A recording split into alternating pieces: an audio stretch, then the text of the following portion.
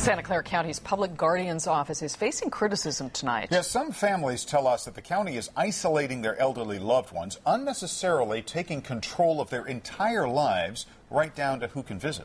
Dan Noyes is back now with part 2 of our I-Team investigation. Well, Dan and Caroline, I don't often get the police called on me for a story. It happens, but I didn't expect it in this case. All I did was ask to see a couple of ladies whose families say are being isolated by Santa Clara County. I need my family, and they took that away from me. You know, what else can they take? That's the voice of 82-year-old Gisela Reardon. I can't do anything from in here. I know. Because this is like a prison. It's like a prison? She suffers from dementia, and her son Marcus made the recording during one of only 3 visits he's been allowed with his mother in more than 2 years. They hijacked my mother. The Santa Clara County Public Guardian's Office conserved Gisela, took over her personal and medical decisions in 2010 after she visited hospitals 19 times in a single year. A court investigator determined her family, including her son, could not care for her. Maybe there were family members involved with the person, but they weren't caring for that person by the appearance. Lee Poland is the director of Santa Clara County Social Services. He would not speak specifically about Gisela's case, but said the public guardian does not conserve a person without cause. It would have to be a constellation of situations. Was there money that was available to provide the elderly person care that she needed, and it wasn't being provided? Marcus was living with his mother at the time the county took over. He says he loves her and was doing the best he can.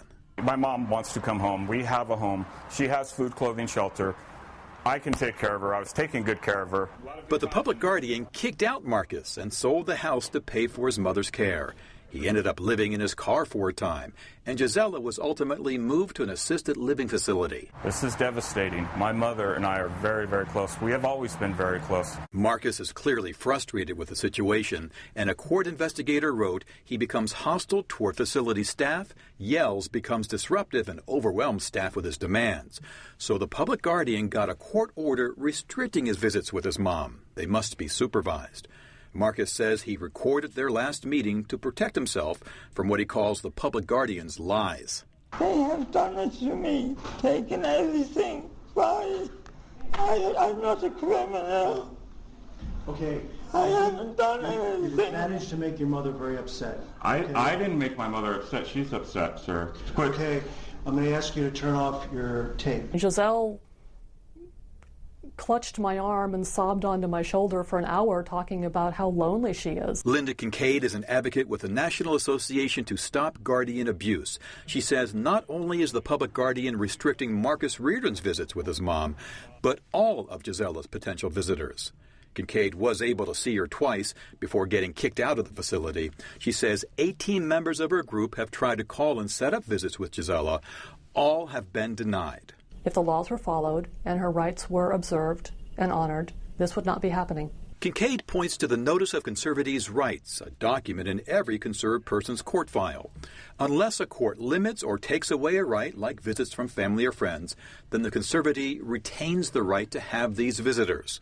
And California Code Title 22 states a resident has a right to have his or her visitors, including ombudspersons and advocacy representatives, permitted to visit privately during reasonable hours and without prior notice.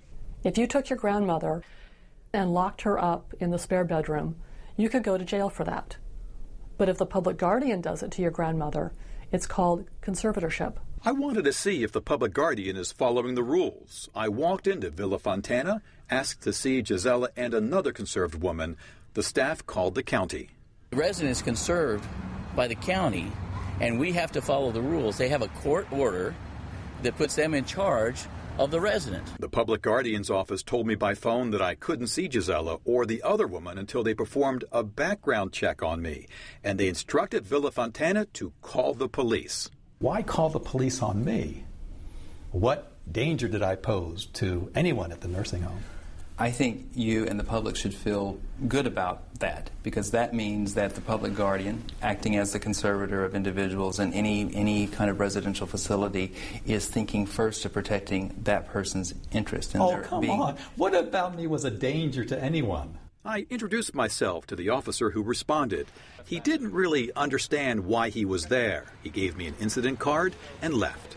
We absolutely want people to see other individuals, to have socialization, to be around family and friends, but it needs to be done in a way that isn't going to be alarming to them and that we know about. Marcus Reardon says I got just a taste of the trouble he's received from the county. According to the court investigator, Gisela, despite her dementia, is capable of choosing a president. They made sure she's registered to vote. Marcus says she should be able to pick her own visitors and choose where she lives. I was wondering if I'm still alive, would they let me come home for Christmas, like just Christmas Day? Now, Marcus says his mother finally got a phone in her room so they can speak more often.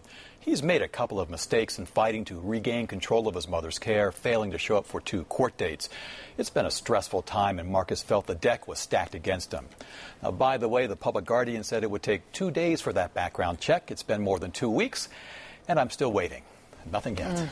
Yeah. You want to ask, were they protecting Gisela or themselves? It's bizarre. You know, their rules are absolute. They are in total control, and they should be able to see people like me. You ought to be able to walk in without prior notice and see someone. Right. It's their choice. It's heartbreaking to hear her speak about this. Right. Thanks, Dan. Thank you, Dan, very much.